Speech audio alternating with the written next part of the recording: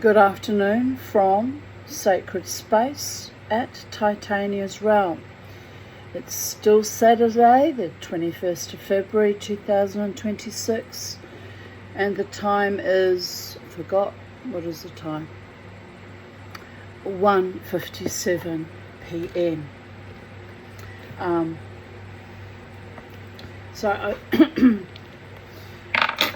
I'm still uploading the earlier video from today, which was ended up being a bit emotional and raw and what have you, but I guess this is where I'm at in life now, people of Earth.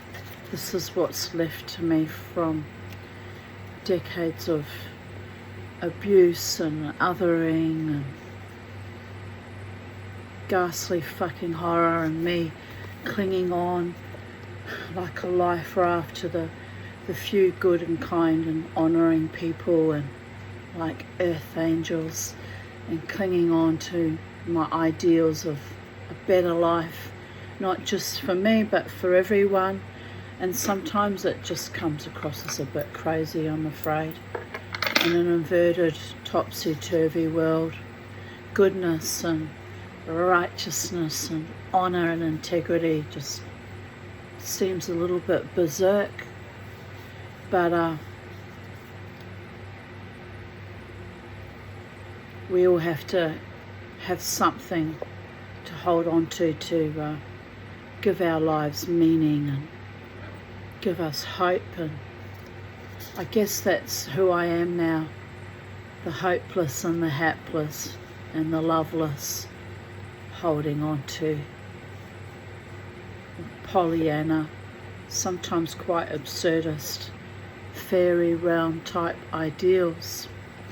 So on that note, let us begin the last book of this Corfu trilogy by Gerald Durrell, The Garden of the Gods.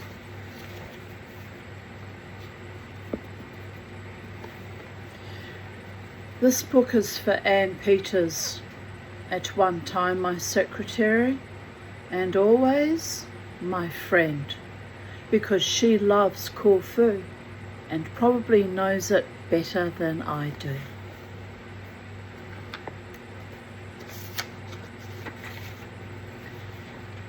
Chapter 1. Dogs, Dormice, and Disorder. The unspeakable Turk should immediately be struck out of the question. Carlyle.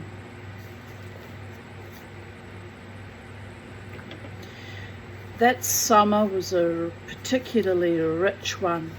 It seemed as if the sun had drawn up a special bounty from the island, for never had we had such an abundance of fruit and flowers.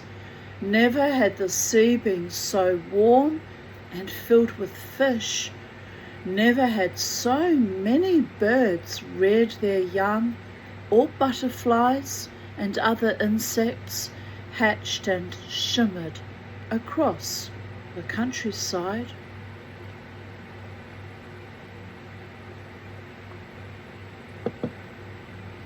Watermelons, their flesh as crisp and cool as pink snow, were formidable botanical cannonballs, each one big enough and heavy enough to obliterate a city. Peaches, as orange or pink as a harvest moon, loomed huge, in the trees. I brought a nectarine out in the quest for better health, because health is wealth, people of Earth. Health is fucking wealth. Although the way Mama T meanders through life, it goes in very cyclic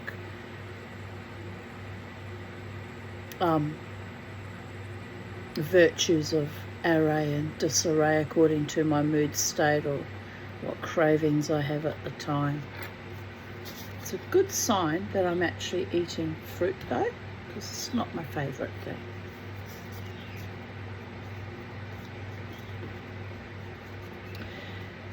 Peaches as orange or pink as a harvest moon loomed huge in the trees, their thick, velvety pelts swollen with sweet juice.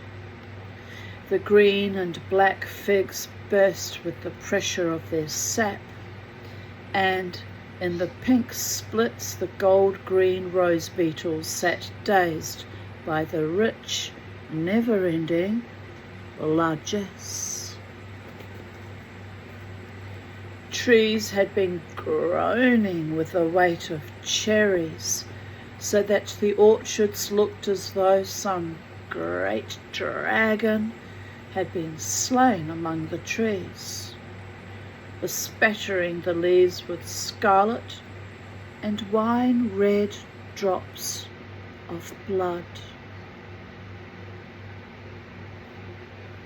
The maize cobs were as long as your arm, and as you bit into the canary yellow mosaic of seeds, the white milky juice burst into your mouth, and in the trees, swelling and fattening themselves for autumn, were the jade green almonds and walnuts and olives, smoothly shaped, bright and shining as birds' eggs strung among the leaves.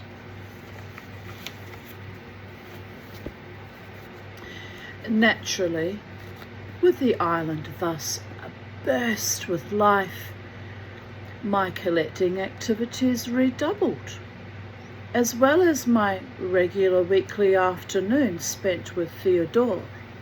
I now undertook much more daring and comprehensive expeditions than I had been able to before, for now I had acquired a donkey.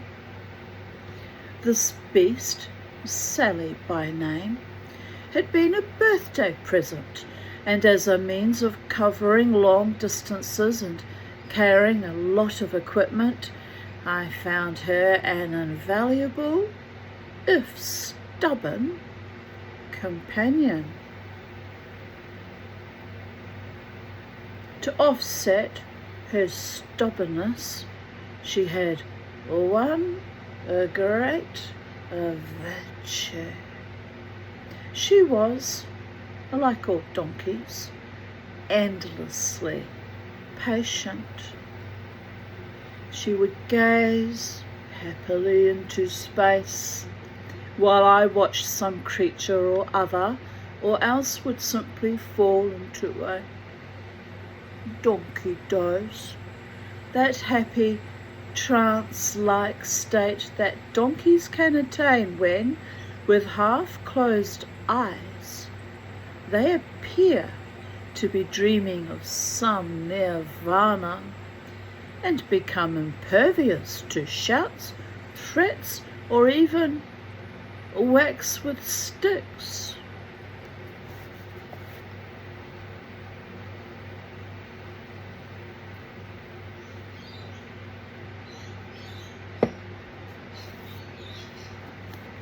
The dogs, after a short period of patience, would start to yawn and sigh and scratch and show by many small signs that they felt we had devoted enough time to a spider or whatever it was and should move on.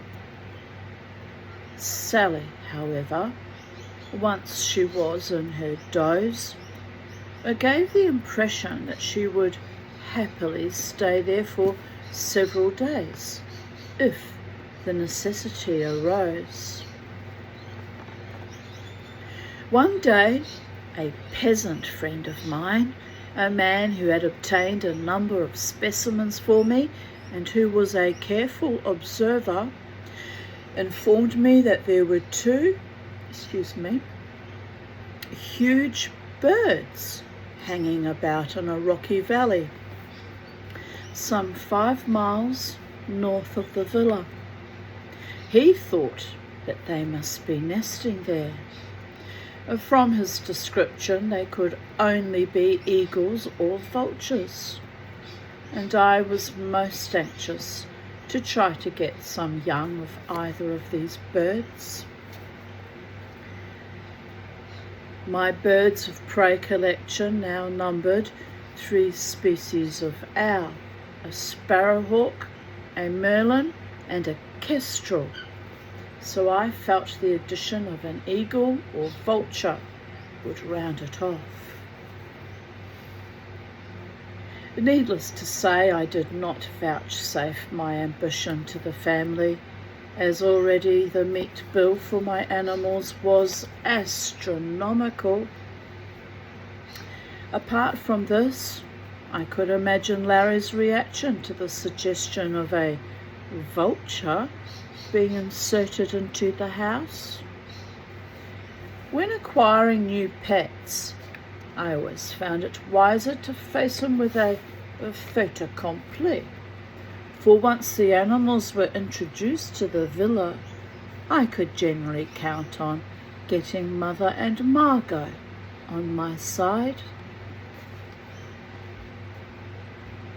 I prepared for my expedition with great care, making up loads of food for myself and the dogs, a good supply of gasosa, as well as the normal complement of collecting tins and boxes, my butterfly net, and a large bag to put my eagle or vulture in. I also took Leslie's binoculars. They were of a higher magnification than my own. He, luckily, was not around for me to ask, but I felt sure he would happily have lent them to me. Excuse me. Had he been at home.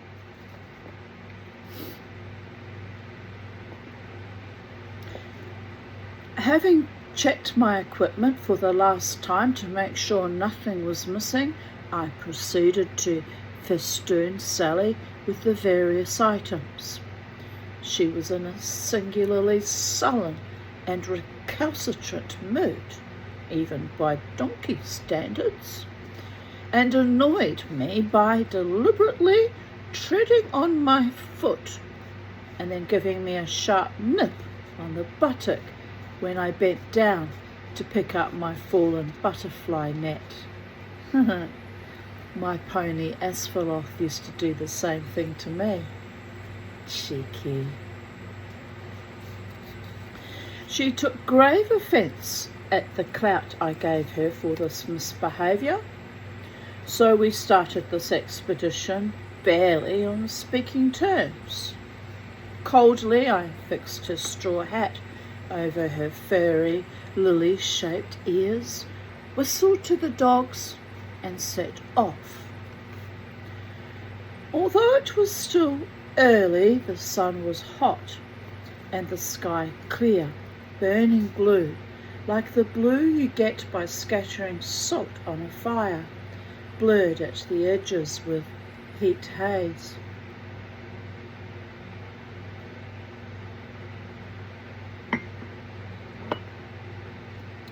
To begin with, we made our way along the road thick with white dust, as clinging as pollen, and we passed many of my peasant friends on their donkeys, going to market or down to their fields to work. This inevitably held up the progress of the expedition, for good manners required that I passed the time of day with each one.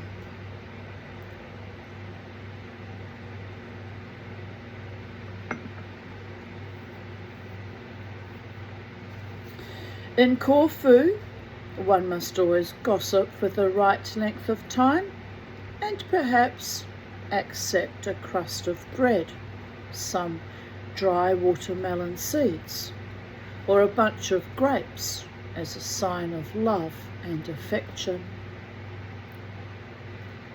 So when it was time to turn off the hot, dusty road and start climbing through the cool olive groves, I was laden with a variety of edible commodities, the largest of which was a watermelon, a generous present pressed upon me by Mama Agati, a friend of mine whom I had not seen for a week, an unconscionable length of time, during which she presumed I had been without food.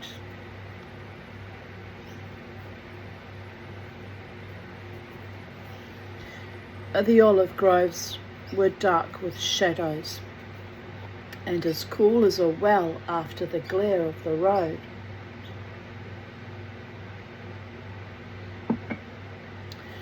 The dogs went ahead as usual, foraging around the great pitted olive bowls and, occasionally, maddened by their audacity, chasing skimming swallows, barking vociferously. Failing as always to catch one,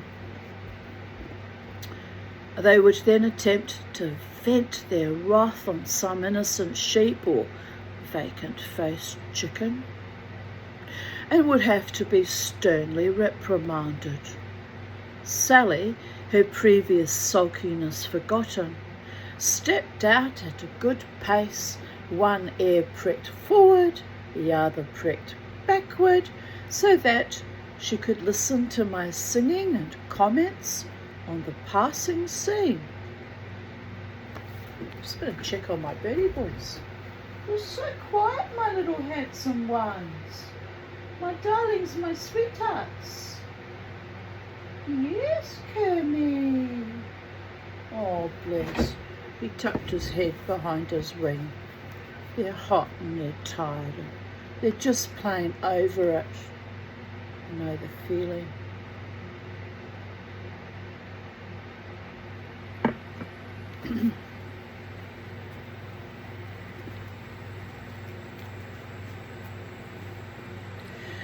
Presently we left the shade of the olives and climbed upwards through the heat-shimmered hills, making our way through thickets of myrtle bushes, small copses of holm oak, and great wigs of broom. Here Sally's hooves crushed the herbs underfoot, and the warm air became redolent with the scent of sage and thyme. Let's buy some more thyme for my garden. I had some years ago, but it died. I think it's a perennial, you have to keep planting it. Oh well. By midday, the dogs panting, Sally and I sweating profusely, we were high up among the gold and rust-red rocks of the Central Range, while far below us lay the sea, blue as flax.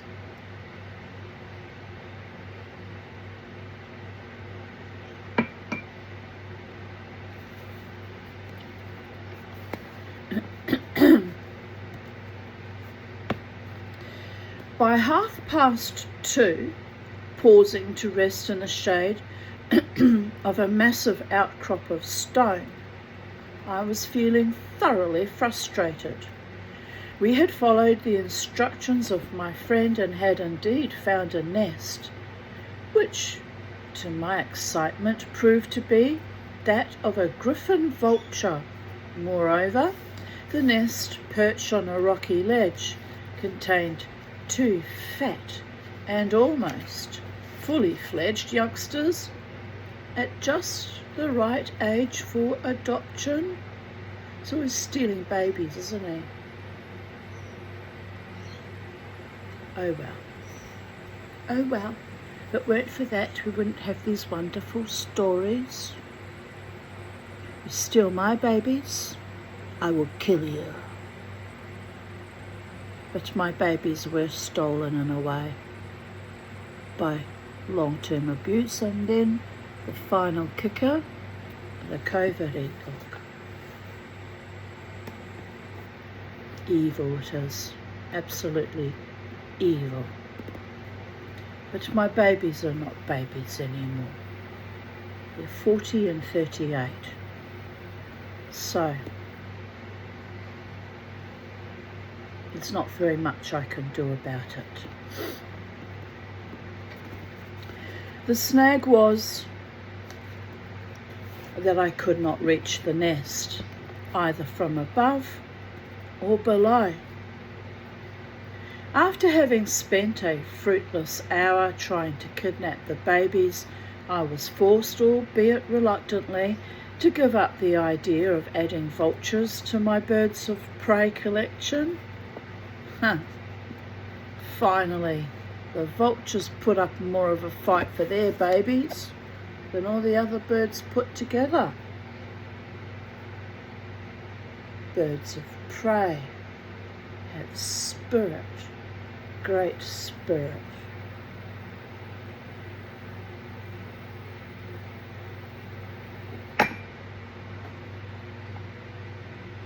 Give me back my babies. It sounds mad, doesn't it?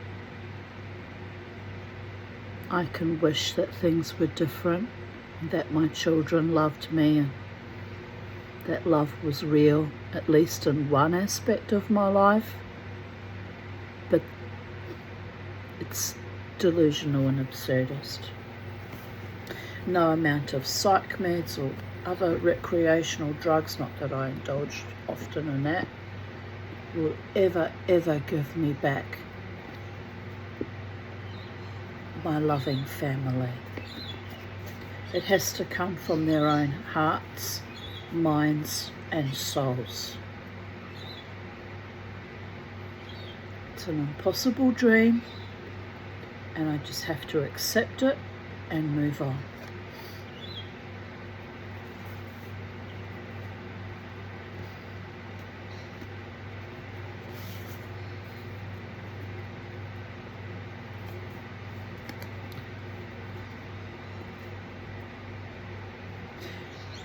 We moved down the mountainside and stopped to rest and eat in the shade. While I ate my sandwiches and hard-boiled eggs, Sally had a light lunch of dry maize cobs and watermelon, and the dogs assuaged their thirst, with a mixture of watermelon and grapes. I was taught never to give grapes to dogs. It's supposed to be very poisonous to them. Didn't seem to worry our Gerald Durrell, did it? This dog seemed to survive. Maybe it's another lie we were told, but we're not willing to take the gamble, are we? But coconut water is safe to give to dogs. That very kind, friendly man told me when I befriended his dog Nellie out on the street. Gobbling the juicy fruit eagerly and occasionally choking and coughing as a melon seed got stuck. Because of their voraciousness and total lack of table manners, they'd finished their lunch long before Sally or I, and having reluctantly come to the conclusion that I did not intend to give them any more to eat, they left us and slouched down the mountainside to indulge in a little private hunting.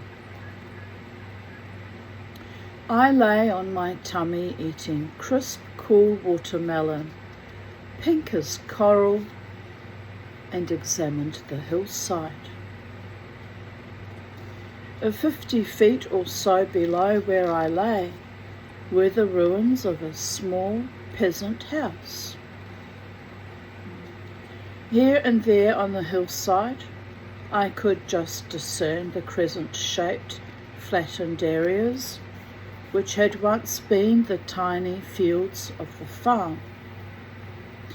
Eventually it must have become obvious that the impoverished soil would no longer support maize or vegetables on the pocket handkerchief fields, and so the owner had moved away. The house had tumbled down and the fields become overrun with weeds and myrtle. I was staring at the remains of the cottage, wondering who lived there, when I saw something reddish move through the thyme at the base of one of the walls.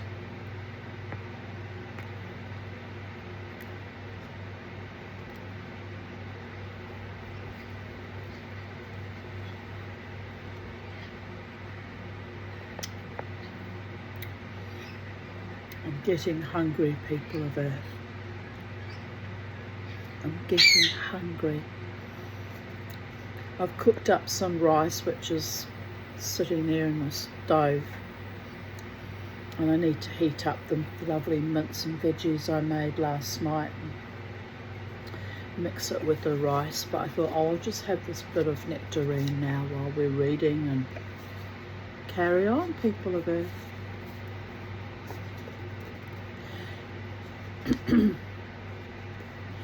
Slowly I reached out for the field glasses and put them to my eyes. The tumbled mass of rocks at the base of the wall sprang into clear view, but for a moment I could not see what it was that had attracted my attention. Then, to my astonishment, from behind a clump of thyme appeared a lithe, tiny animal, as red as an autumn leaf. It was a weasel, and to judge by its behaviour, a young and a rather innocent one. It was the first weasel I had seen on Corfu, and I was enchanted by it. It peered about with a slightly bemused air, and then stood up on its hind legs and sniffed the air vigorously.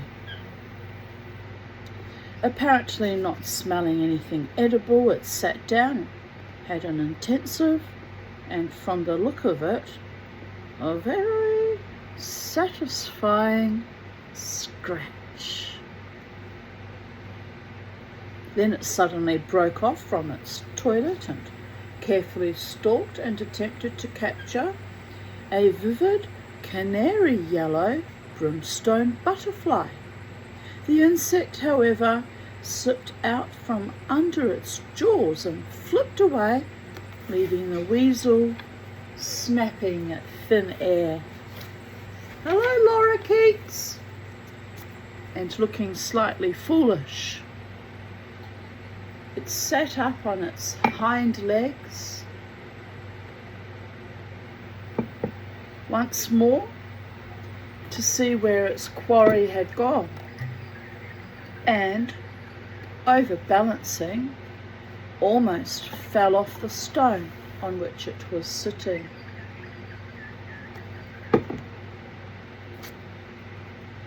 I watched it, entranced by its diminutive size, its rich colouring, and its air of innocence. I wanted above all things to catch it and take it home with me, to add to my menagerie, but I knew this would be difficult.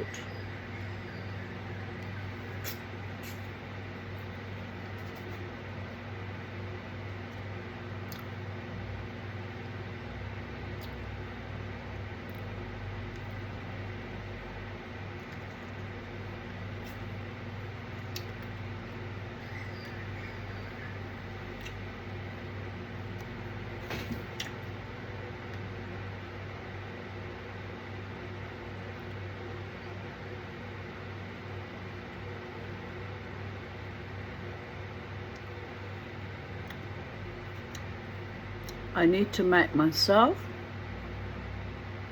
another baba ganoush and another bowl of guacamole.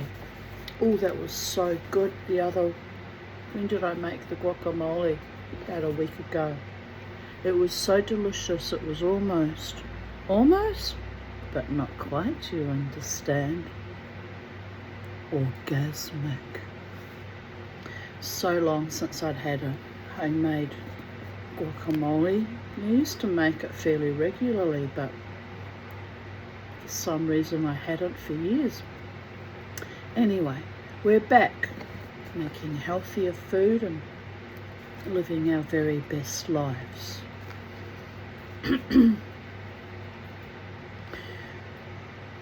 While I was musing on the best method of achieving this result, catching the very innocent weasel, a drama unfolded in the ruined cottage below. I saw a shadow like a Maltese cross slide over the low scrub, and a sparrowhawk appeared, flying low and fast towards the weasel, who was sitting up on his stone, sniffing the air and apparently unaware of his danger. I was just wondering whether to shout or clap my hands to warn him when he saw the hawk.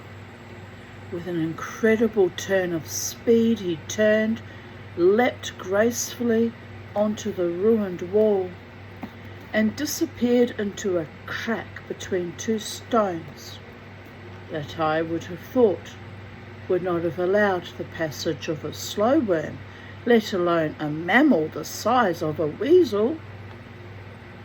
It was like a conjuring trick. 1 minute he'd been sitting on his rock, the next he vanished into the wall like a drop of rainwater. It's quite clever, isn't it? The sparrowhawk checked with fanned tail and hovered briefly, obviously hoping the weasel would reappear. After a moment or so it got bored and slid off down the mountainside in search of less wary game. After a short time, the weasel poked his little face out of the crack. Seeing the coast was clear, he emerged cautiously. Then he made his way along the wall, and, as though his recent escape into the crack had given him the idea, he proceeded to investigate and disappear into every nook and cranny that existed between the stones. As I watched him, I was wondering how to make my way down the hill so as to throw my shirt over him before he was aware of my presence. In view of his expert vanishing trick when faced with the hawk, it was obviously not going to be, easy. Little Bo gave me a hell of a time last night, didn't you, little Bo? I caught Kermie, with the dusting mitts I use, and I put him in his cage to sleep for the night. But very unusually, Bo decided, since I was busy with Kermie, to come flying out of the open door of his cage. As you can see, he doesn't normally fly, he just sits there like a stool pigeon. And he decided that he was going to fly all around the room last night. It took me nearly half an hour to catch him. He was up on top of the bookshelves, and up on top of the wooden blind here, up on top of the cabinet where I keep my dead mother's lard drive, which I really must sell soon because I need to buy a rolling machine. But my wrist and my hand is chronically painful now, so I don't know if I can even use heavy silversmithing tools now. I'm starting to wonder if perhaps that would be a waste of money. It's tragic, this getting old malarkey. But anyway, he was up there, and he was up there, and he was up there, he was everywhere. And he was so cheeky, I couldn't catch him. It took me, it felt like forever. And then at one point he flew out and flew into the kitchen, probably because I had the light on in the kitchen.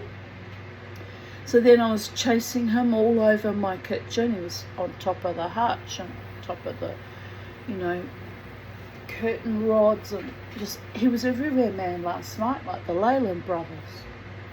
And then he got tired and puffed out from flying, because he doesn't normally fly, and he had his little beak open. He was like, when I finally caught him, put him in his cage, he went like this at me, which is how he registers his disgust. And I went, to you too, you little bastard. And he sat on the perch. I shut the door of his cage and he just glared at me like this. I don't know what that moment of insanity was about.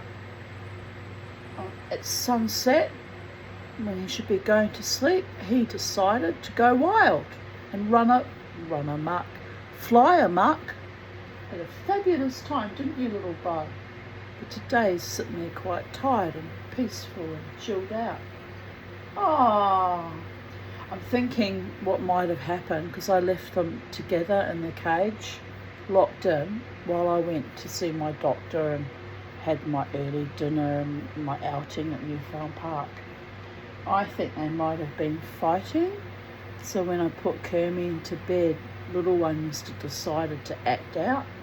I could be wrong though. They might have just been fine. He might have just decided to act out just because he could. But anyway, they're not fighting today. They're getting on well. So I don't know what happened, but that was another stressor, trying to get him to go back in his cage to go to sleep for the night. Oh well, mischief happens. Everyone needs a little bit of mischief in their life, don't they? And Mama T needs a bit of mischief of good, healthy, constructive kind. Nothing harmful, people of Earth.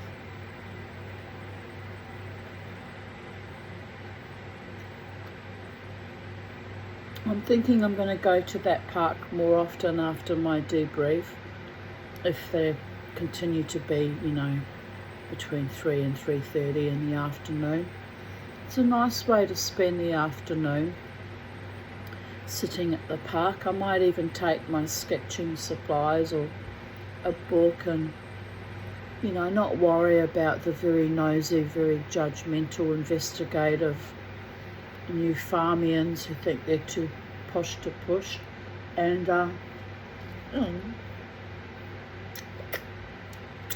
sit there, and the weather will start getting cooler I don't have an appointment there till May, so by May it'll be cool enough to sit there and actually really enjoy myself, and maybe even go for a walk around the park. But the roses will be pruned back. I think they prune them in June, don't they? So there'll be no roses to look at, but it's a lovely walk around the parks. I think I shall do that in the future. Go there, have a meal, and because the people in that cafe were lovely, and then yeah, just meander around looking at everything. And it's a nice way to spend the afternoon, and plus I really love seeing my doctor, I really do. I only will see him once a month. You know, I can't get an appointment face to face till May, but once that gets organised, it'll be once a month I see him face to face, and then the other fortnight it'll be by telehealth. And that works fine too. It's all fine. Everything's fine. And yes, I've decided. The other thing I could do, instead of rushing to go home, I could go to Margaret Street Synagogue, which Friday nights they have a Kabbalat Shabbat service at 5:30. Beat the traffic, go across City Park there and go in there. Or instead of going to Newfound Park, go at 4:30 over to the city park, look around the city a bit, go to the service, come home. Wouldn't that set the cat among the pigeons? Mama T come back to synagogue and sit through services. Whew! Some of my enemies would be most horrified, but I don't care about them. I'm going to pray to the Holy One. Blessed be his name forever and ever. And the rest can all just moulder in their envy and elitism and condescension and varying degrees of viciousness. Probably after all these years there'd be a lot of new people who don't know me anyway, so there'll be no nastiness, hopefully. And the few people that do know me will quickly poison the well, but I won't care. I've never done anything I should be ashamed of. I've lived my life with integrity and honour. It's more than I can say for most people I knew then and I know now. So, and I'm used to being othered and treated badly just for being female and intelligent and just for fucking showing up. So who the hell cares, people of Earth? I certainly don't. But yeah, that was a mad thought that came to my mind when I was cooking the rice. It's another option because I'm there in the city on a Friday afternoon, Friday evening, and but it's beating the traffic that is the stressor. That's the only thing that ruins that concept for me. It really does. And also I'm not actually Orthodox, so, but they can't refuse me. Even though I'm not Orthodox, I'm still a Jew, however tenuously. Oh, you have to laugh. The whole thing was just the most profound evil from woe to go, but as I say, I've got nothing to be ashamed of. Absolutely no thing.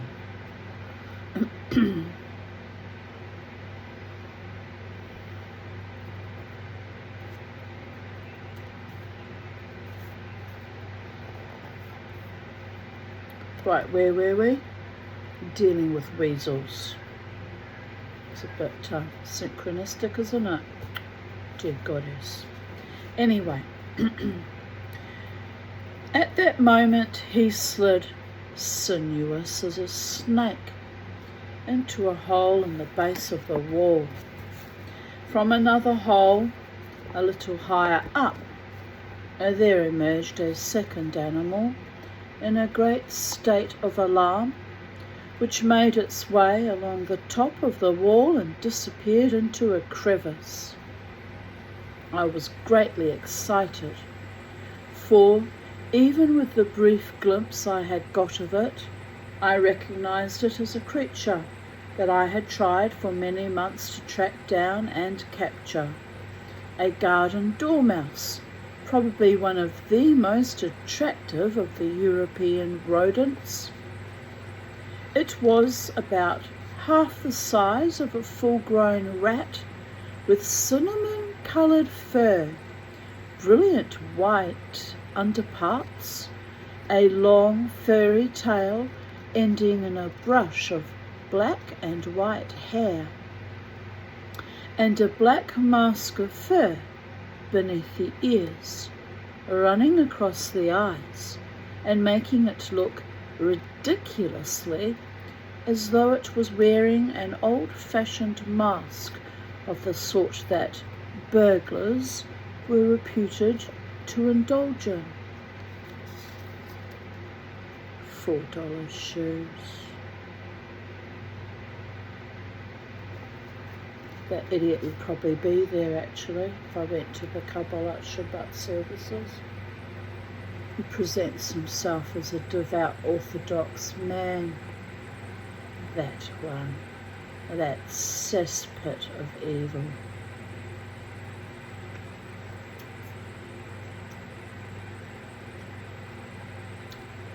Maybe I should go. The Holy One likes to send me into the trenches.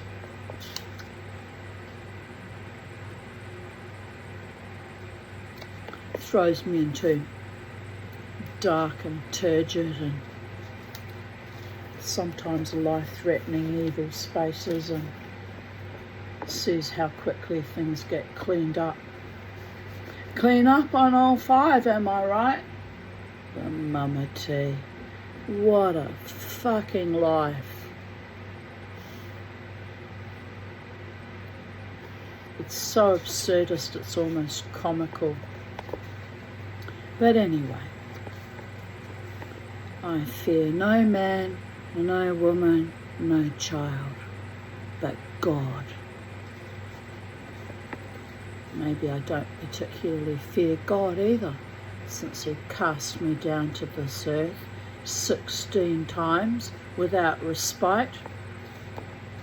Am I angry at God? No. It's rather pointless being angry at God. He has his own rationale for the destiny he gifts us, and none of it makes sense, people of Earth. Not one iota. But I'm not angry at God. Outside it's beautiful, clear blue skies. Even the trees are waiting to exhale. Right, we must finish this chapter. If it cools down a bit more this afternoon, I can take my handsome birdie boys outside. It's a long bloody chapter though. Where are we at? Might have to break it up, people of Earth. It's too much talky today. I'm getting tired and emotional and stretched. Very, very thin indeed.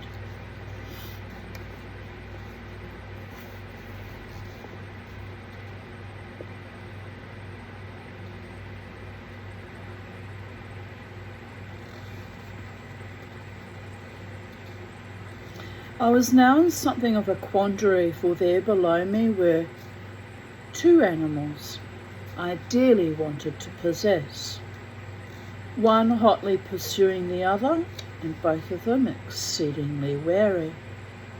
If my attack was not well planned, I stood a good chance of losing both animals. I decided to tackle the weasel first, as he was the more mobile of the two, and I felt that the dormouse would not move from its new hole if undisturbed. On reflection, I decided that my butterfly net was a more suitable instrument than my shirt. So, armed with it, I made my way down the hillside with the utmost caution, freezing immobile every time the weasel appeared out of the hole and looked around. Eventually I got to within a few feet of the wall without being detected. I tightened my grip on the long handle of my net and waited for the weasel to come out from the depths of the hole he was now investigating. When he did emerge, he did so with such suddenness that I was unprepared. He sat up on his hind legs and stared at me with interest.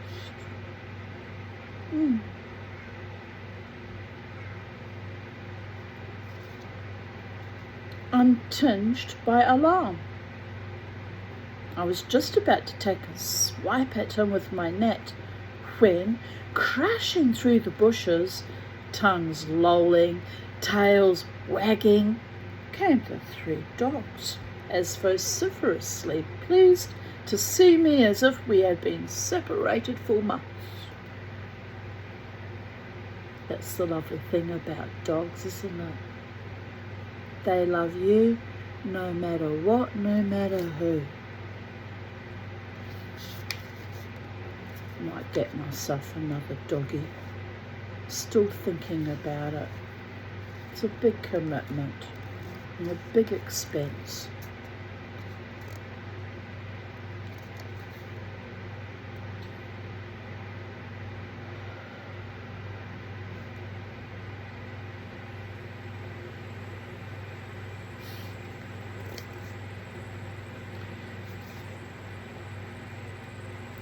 The weasel vanished. 1 minute he was sitting there, frozen with horror at this avalanche of dogs. The next, he was gone. Bitterly I cursed the dogs and banished them to the higher reaches of the mountain, where they went to lie in the shade, hurt and puzzled at my bad temper. Then I set about trying to capture the dormouse.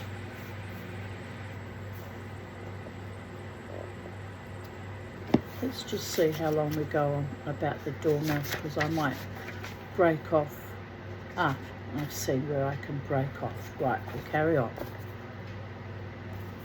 It's not like me to want to break it short, but I'm very emotional today and I don't know why. Felt very loved and supported by my doctor yesterday, so it's not that. He's a wonderful man. I guess the weirdness at the park, and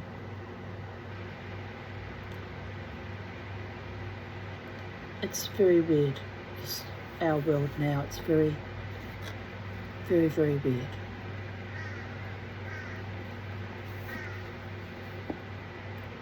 But I will survive it like I've survived everything else that was thrown at me. Everything, everything, everything. Right. Over the years, the mortar between the stones had grown frail, and heavy winter rains had washed it away, so that now, to all intents and purposes, the remains of the house was a series of dry stone walls. With its maze of intercommunicating tunnels and caves, it formed the ideal hideout for any small animal. There was only one way to hunt for an animal in this sort of terrain, and that was to take the wall to pieces. So rather laboriously, this was what I started to do. After having dismantled a good section of it, I had unearthed nothing more exciting than a couple of indignant scorpions, a few woodlice, and a young gecko who fled, leaving his writhing tail behind him. It was hot and thirsty work, and after an hour or so I sat down in the shade of the as yet undismantled wall to have a rest. I was just wondering how long it would take me to demolish the rest of the wall when, from a hole some 3 feet from me, the dormouse appeared. It scrambled up like a somewhat overweight mountain climber, and then, having reached the top, sat down on its fat bottom and began to wash its face with great thoroughness, totally ignoring my presence. I could hardly believe my luck. Slowly and with great caution I manoeuvred my butterfly net towards him, got it into position, and then clapped it down suddenly. This would have worked perfectly if the top of the wall had been flat, but it was not. I could not press the rim of the net down hard enough to avoid leaving a gap. To my intense annoyance and frustration, the dormouse, recovering from its momentary panic, squeezed out from under the net, galloped along the wall, and disappeared into another crevice. However, this proved to be its undoing, for it had chosen a cul-de-sac, and before it had discovered its mistake, I had clamped the net over the entrance. The next thing was to get it out and into the bag without getting bitten. This was not easy, and before I had finished, it had sunk its exceedingly sharp teeth into the ball of my thumb, so that the handkerchief and the dormouse were liberally bespattered with gore. Finally, however, I got it into the bag.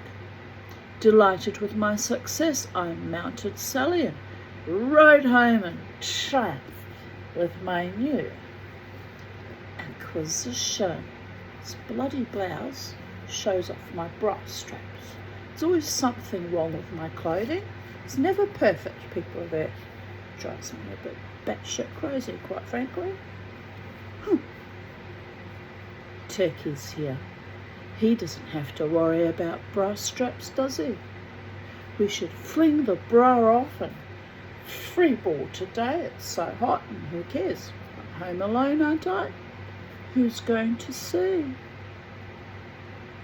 Only you, my beautiful YouTube audience, subscribers, likers and commenters.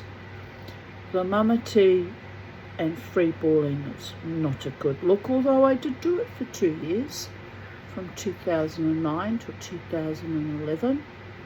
I really didn't care anymore. No, the other way round, 2007 to 2009.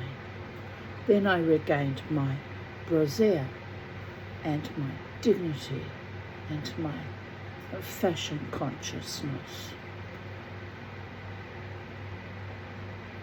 Well, anyway, it was kind of a silent scream and a protest even back then, and I was on very heavy psych meds, so I didn't really care whether I lived or died, and shuffled and drooled. There was just too much cumulative damage. It's kind of interesting that only 7 years after restoring my titty cuckers to some kind of modicum of modesty that I then tapered off my psych meds and regained a bit more self-esteem and dignity through doing that too. Like a little fucking champion I am, forging my way ahead every day and every day way, living my best life.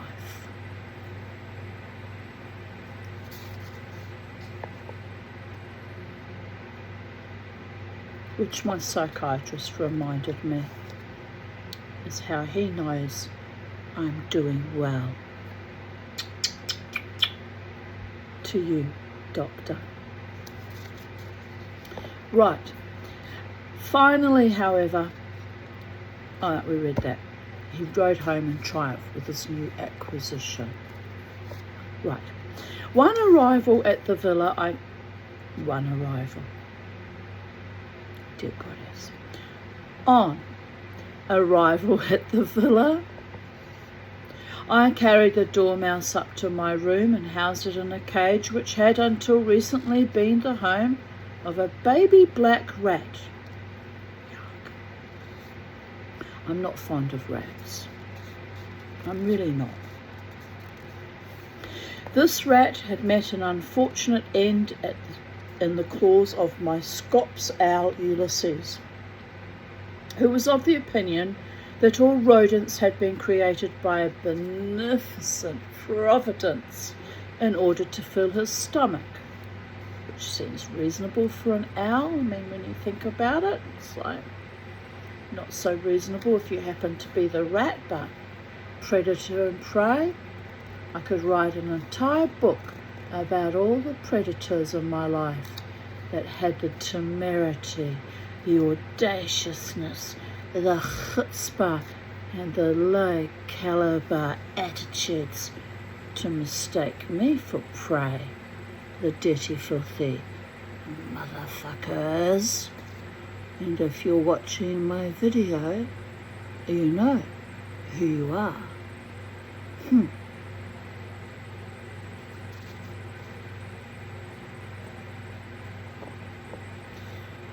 I therefore made quite sure that my precious dormouse could not escape and meet a similar fate. Once it was in the cage, I was able to examine it more closely. I discovered it was a female with a suspiciously large tummy which led me to believe that she might be pregnant.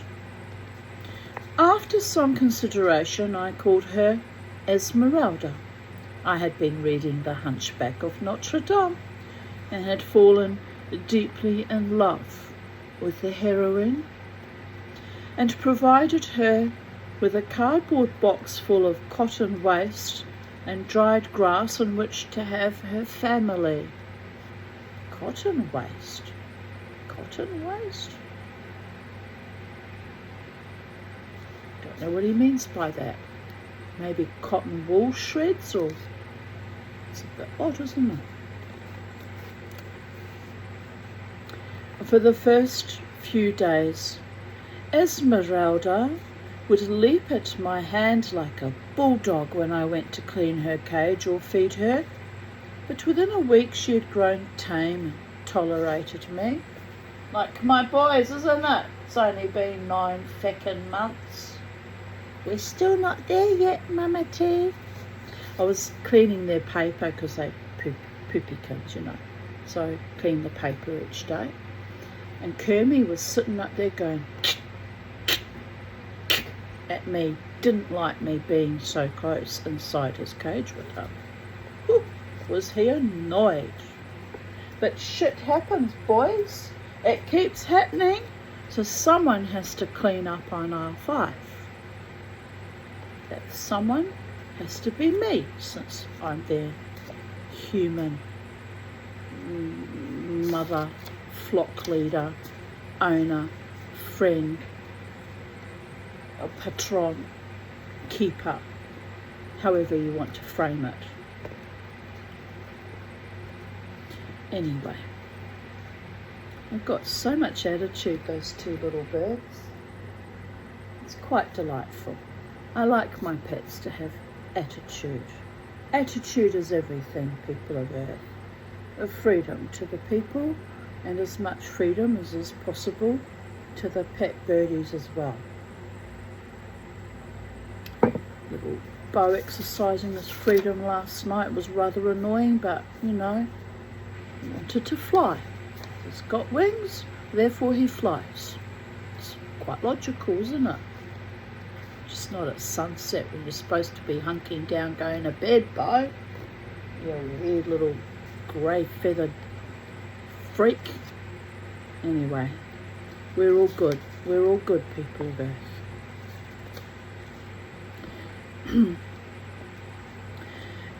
But within a week she had grown tame and tolerated me, though still viewing me with a certain reserve. It's kind of how I feel about marriage. Every evening, Ulysses, on his special perch above the window, would wake up and I would open the shutters so that he could fly off into the moonlit olive groves and hunt, only returning for his plate of mincemeat at about 2 in the morning.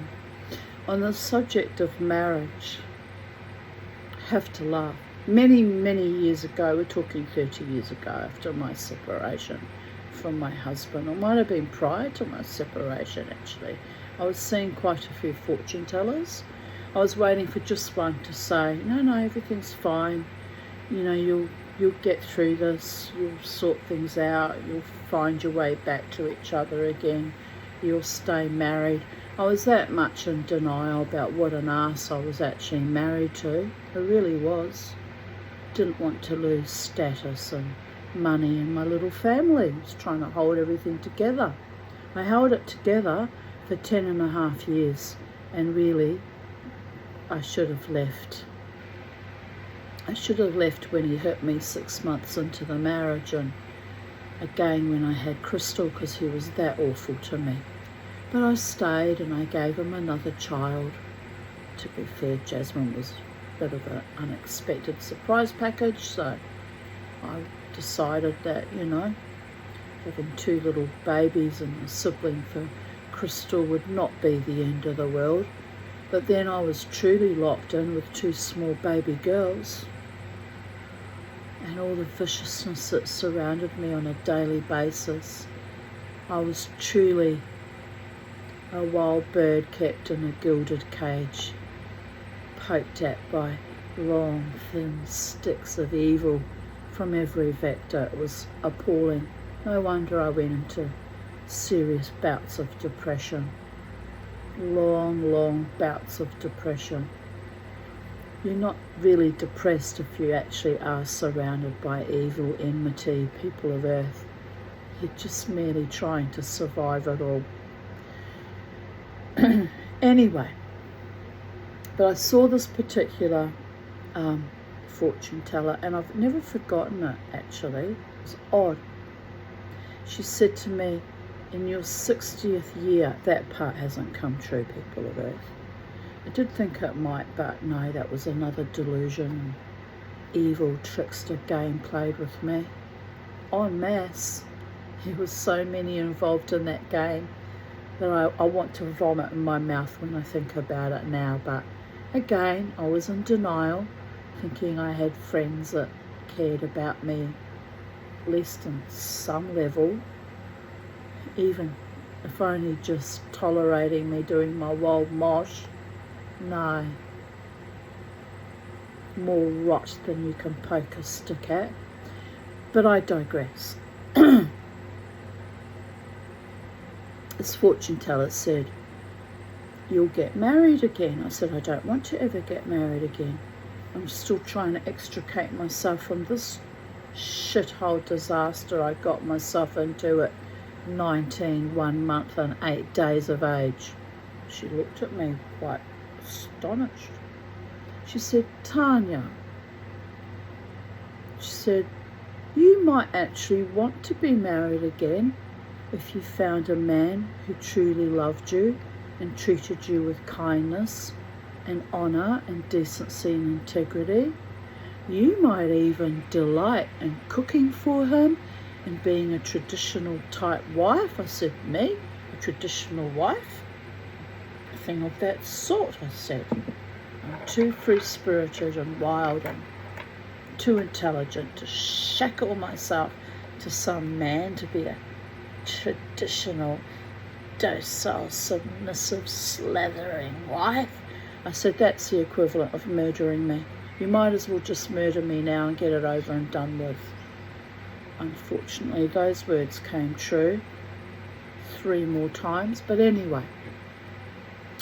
So she said to me, no, she said, you'll be a different person when you're an older woman. She said, you'll be mellow and settled and resolute and calm and happy. And she said, you'll find someone who's just as happy to be with you, and you'll have a happy life.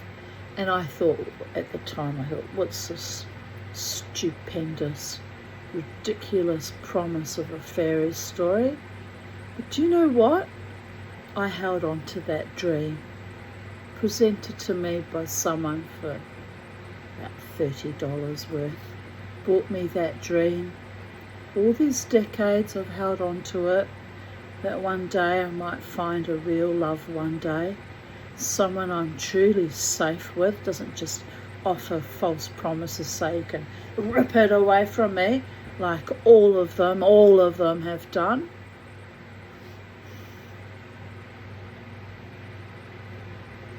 But then I kind of realised I have a man like that. He's not available sexually because he's my psychiatrist, and you know, definitely not available, but he's so good and kind to me and honouring, and he inspires me that there might be a, you know, man out there that will be able to be the same with me, except not in a professional capacity, so not a ghastly, horrific, fucked up boundary violation, not a married man, not a man in a de facto relationship, just someone honouring and kind and noble and decent and generous and loving, and if necessary, God's forefend, protective, who genuinely adores and values and cherishes me as much as my psychiatrist does, because I don't think there's any other man out there for me than that man who's been so kind to me. So very kind. Even when on occasion I've been ornery and difficult and acted out and fought him about certain things, but when push came to shove, he worked with me and not against me, and he held me up with integrity and honour and fought for me. No other human man on this planet has fought for me except for that man.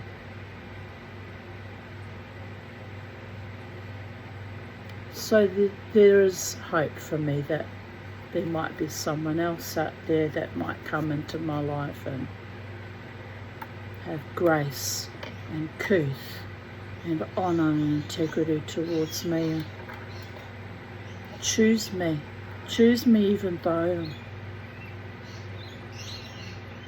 eccentric and unusual and have complex PTSD and anxiety and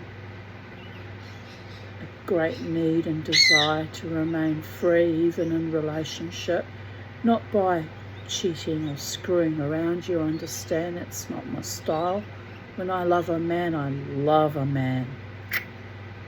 Faithful to my own detriment. I should not have remained faithful to my first and only husband. I should have run amok years earlier, before I even began to fall emotionally in love with other men. I really was loyal to my own destruction, and I was loyal to my last friend too, turning up there every week in the club, holding my own like a queen, knowing really that they were just laughing at me. Oh, look at that little old lady, isn't she fucking pathetic?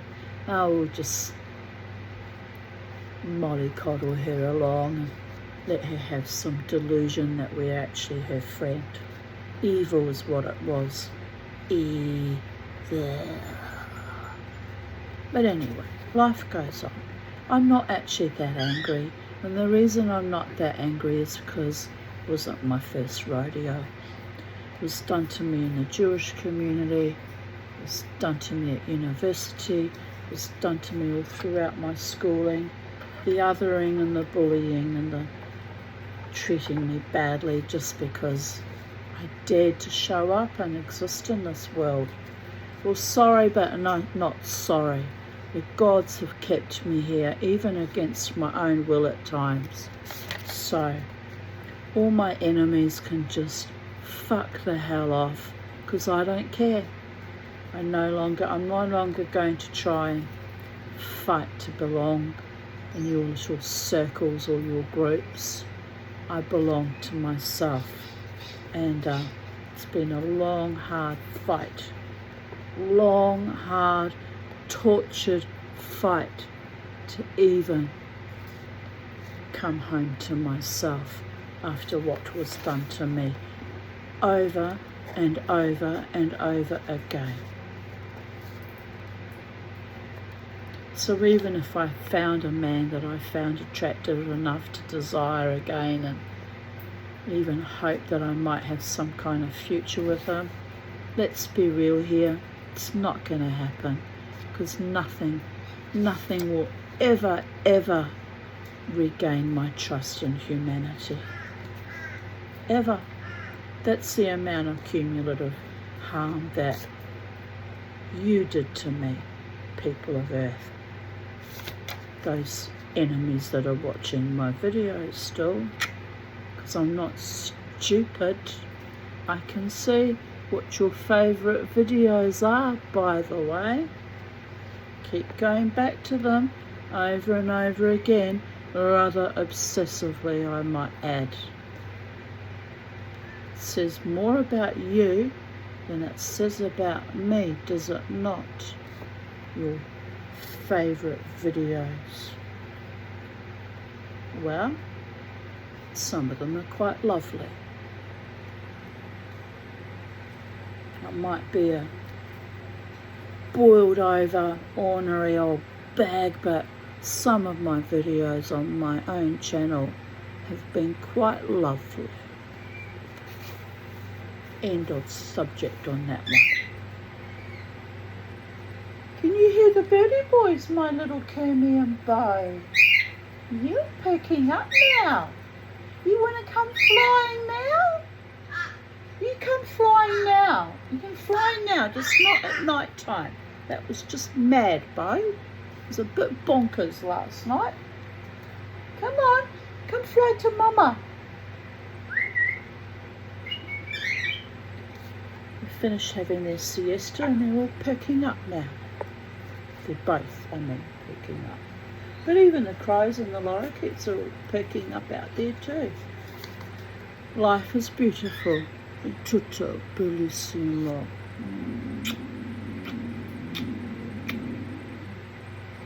I exist, therefore I am.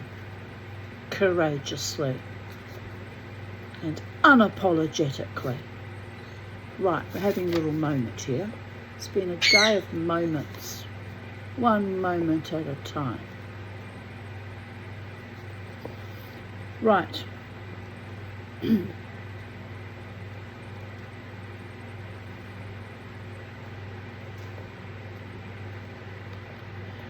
Once he was safely out of the way, Ulysses the owl, I could let Esmeralda out of her cage for a couple of hours' exercise.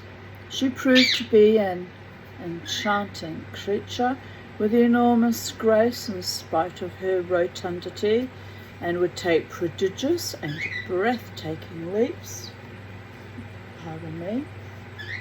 from the cupboard onto the bed, where she bounced as if it was a trampoline, and from the bed to the bookcase or table, using her long tail with its bushy end as a balancing rod. She was vastly inquisitive, and nightly would subject the room and its contents to a minute scrutiny, scowling through her black mask with whiskers quivering. I discovered that she had a consuming passion for large brown grasshoppers, and she would often come and sit on my bare chest as I lay in bed and scrunch these delicacies. The result was that my bed always seemed to contain a prickly layer of wing cases, bits of leg and chunks of horny thorax, for she was a greedy and not particularly well-mannered feeder. Then came the exciting evening when, after Ulysses had floated on silent wings into the olive groves and commenced to call "Toik, toik," after the manner of his kind, I opened the cage door to find that she would not come out, but lurked inside the cardboard box and made angry, chittering noises at me. When I tried to investigate her bedroom, she fastened onto my forefinger like a tiger, and I had great difficulty in getting her to let go. Eventually I managed to get her off, and holding her firmly by the scruff of her neck, investigated the box. I found there, to my infinite delight, 8 babies, each the size of a hazelnut, and as pink as a cyclamen bud.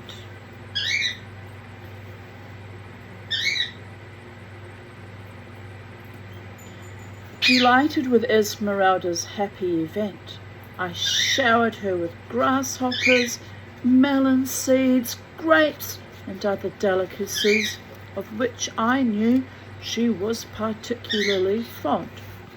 and followed the progress of the babies with breathless interest. Gradually the babies developed. Their eyes opened and their fur grew. Within a short time, the more powerful and adventurous of them would climb laboriously out of their cardboard nursery and wobble about on the floor of the cage when Esmeralda was not looking. This filled her with alarm, and she would pick the errant baby up in her mouth and, uttering peevish growling noises, transfer it to the safety of the bedroom. I feel I'm on the brink of something, some kind of breakthrough. Or is it a breakdown? I get like this, people of Earth. It really is like waiting to exhale. Tutto bellissimo, mio amore.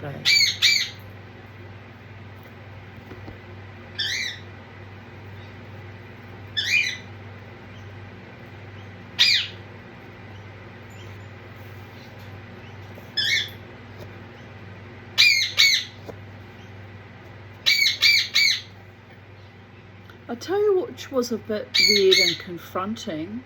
I'm kind of processing it. It's kind of a post-trauma. I wasn't traumatized, but it's kind of a post-processing. Was standing in line to order the second drink of ginger beer because I actually had really bad hiccups from my meal. I felt this intense pressure, people standing behind me, and I looked back, and there were about 6 Asian men and women and teenagers all lined up behind me. 2 of the men were like really looking at me intently. I had a very nice frock on. I wasn't in any way looking sexy or alluring or, like prey. They were just all looking at me so intensely. Even, the young teenager 12-year-old saying, "Hello, how are you?" Like I was some kind of celebrity. It was just odd, people of Earth. It was really quite odd. I was still kind of processing it. Like, don't get me wrong, they were lovely to me. They were kind and respectful and just looking at me like I was a kind of superstar. And honestly, I had not a shred of makeup on, and I was a bit wrung out from the heat and hiccuping from the meal. And it's so strange how people react to me now. I still think more and more that it's got to do with the pheromones and some scent I'm putting out because I refused the transmogrification of the last 6 years. I really think it must be somehow got to do with that. People just look at me as though I'm some kind of alien or angel or celebrity. It's quite confronting. Even like I said in my video earlier today, that woman with the child, how are you going to spend the rest of your afternoon? Looking at me like I was almost there to be available just for her. Entertainment or ponderment or something. It's so strange. My mind is just kind of blown, and I'll carry on because it might have a lot to do with my own mood state, and it might not have anything to do with other people at all. But it was just so strange and bizarre, people of Earth. It really is. I'm just grateful that they were kind people, though, and respectful and honouring, because it can get really ugly really quickly when people are hostile, vicious and condescending. Anyway.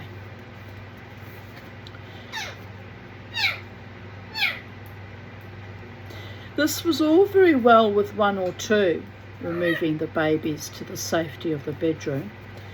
But as soon as all 8 babies reached the inquisitive stage, yes, handsome boy, It was impossible for her to control them, and so she had to let them wander at will. They started to follow her out of the cage, and it was then that I discovered that dormice, like shrews, have a habit of caravanning. That is to say, Esmeralda would go first. Hanging onto her tail would be baby number 1. Hanging onto his or hers would be baby number 2. On to his baby number 3, and so on. It was a magical sight to see these 9 diminutive creatures, each wearing his little black mask, wending their way around the room like an animated furry scarf, flying over the bed or shillying up the table leg.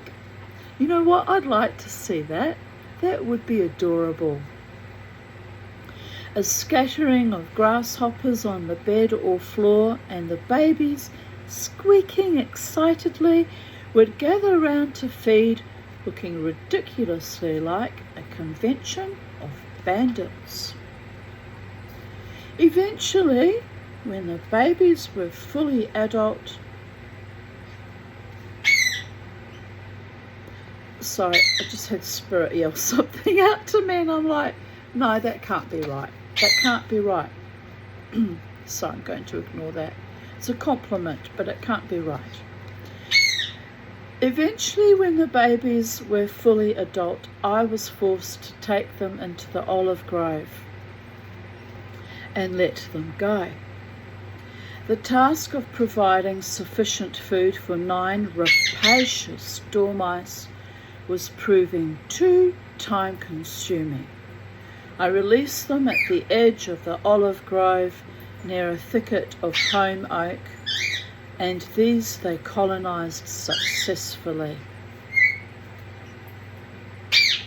In the evenings, when the sun was setting and the sky was getting as green as a leaf striped with sunset clouds, I used to go down to watch the little masked dormice flitting through the branches with a ballerina-like grace, chittering and squeaking to each other as they pursued moths or fireflies or other delicacies through the shadowy branches.